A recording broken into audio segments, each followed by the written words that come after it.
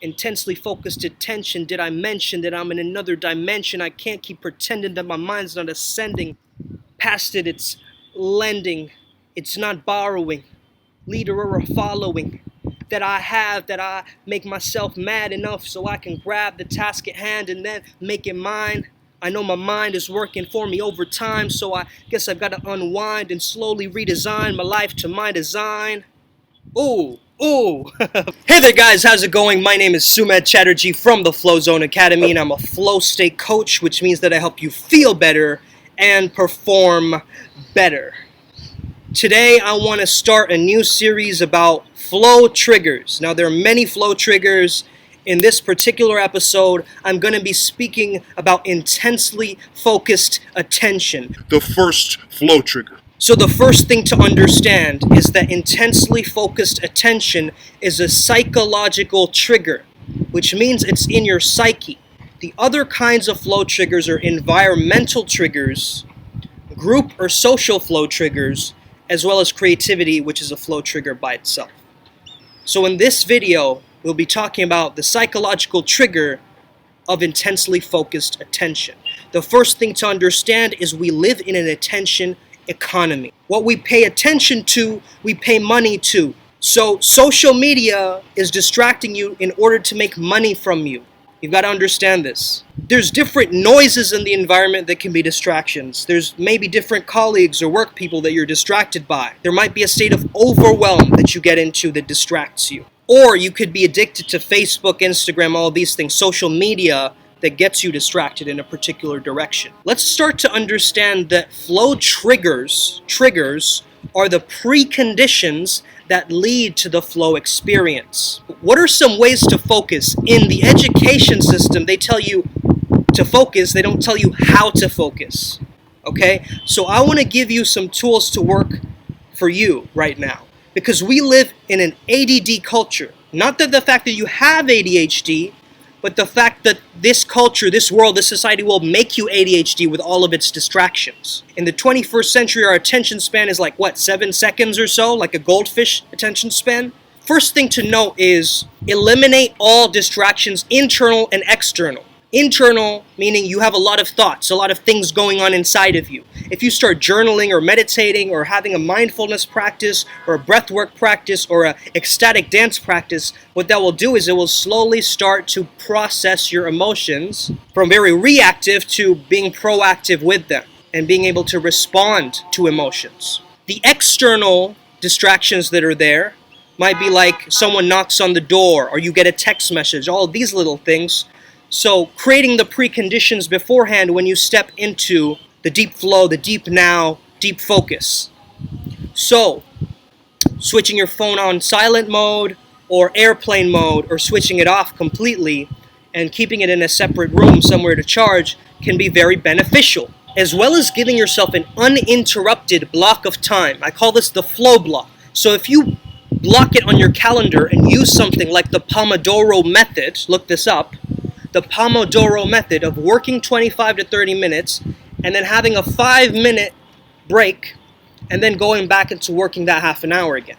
Now, once you do this, you can have little stretch breaks. That's helping your nitric oxide or your blood flow, which is very great for the release phase of the flow cycle.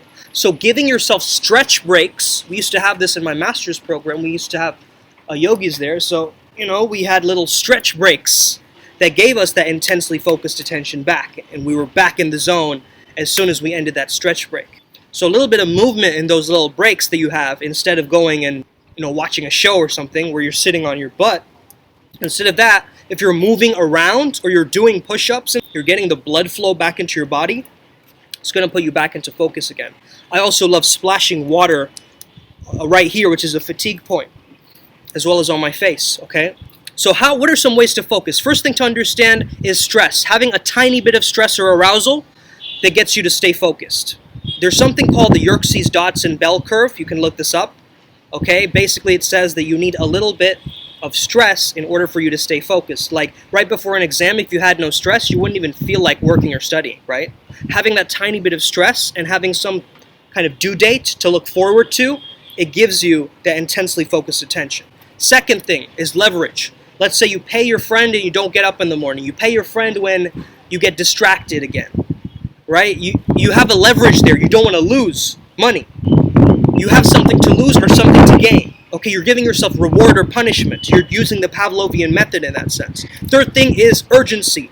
You want a sense of urgency. It has to be important to you in order for you to actually be focused into it. If it's not important to you or if it's not urgent, you're not going to feel that pull or that drive towards it. Distraction meaning you're pulled towards something that you didn't intend on doing, and traction meaning it's pulled towards something you intended on doing. You don't want distraction, you want traction.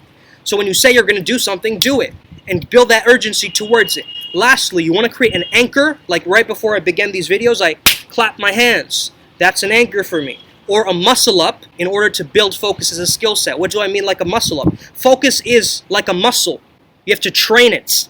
So what are some focus training tools? There's lots of brain games on your phone, okay? There's lots of different types of brain apps for music. Brain.fm, Focus at Will, HoloSync. There's lots of apps and brain games, okay? Brain Dots is an example of that. So different tools to actually train your brain as a muscle for focus. Also having a mantra or a repetition or a chant or an affirmation that you tell yourself or you affirm to yourself, right? Affirmation means you have to affirm it to yourself with conviction that gets you back into that moment again. And also just having a spot on the wall slightly above eye level, or even use the Hakalau method, right? Having like putting your arms out like this and then looking at the space around you using your peripheral vision, very beneficial, okay? Or having a spot on the wall or a symbol on the wall that you keep looking at and building that focus or intensely focused attention. So those are ways you can actually build that. And also it's important to have that flow block in your calendar, and even solitude would be helpful. So locking the door, putting your phone on silent mode, any distractions, close all tabs, really being able to step in and say to yourself, like, this is a ritual, because the word discipline comes from disciple. It's a sacred thing that you're doing to be in focus again. The thing here is distraction is actually losing time for you. What do I mean by that? Okay, it takes 15 minutes or so for you to get into the flow state, but it takes 15 seconds to lose flow. So if you break out of the flow state or something distracts you away from the flow state, once you lose the flow state, you need, again, another 15 minutes to build it back up into your peak state, where you're in the zone again. And so if you break out of the flow, you actually need more time and to build it back up again, that momentum. In a sense, if you just do a repetitive, non-taxing activity, this is called the MacGyver method, okay, doing something like gardening in that break time, or something that doesn't feel too difficult. So in a sense, it's repetitive. It's a trance that you're putting yourself into, and then back into the flow again, okay? So these are different ways in which you can become that flow ninja, that flow Jedi. I have a flow Jedi Telegram group. If you want to join that group, click the link in the description. We share daily wins. We're at it, man. We have some legends in this group, so I want you to be part of that. Also, my book is out, so feel free to check that out. It's on Amazon. Check that out in the description as well. And if you want to speak to me, let's see if you're a right fit for my Flow Zone Academy. I don't take everybody, but let's have an interview process. If you're right for this program, it's going to change your life, guys, forever. And I really say that with utmost certainty, because I've seen it happen. Have an amazing day. May the flow be with you and stay legendary. See you next time.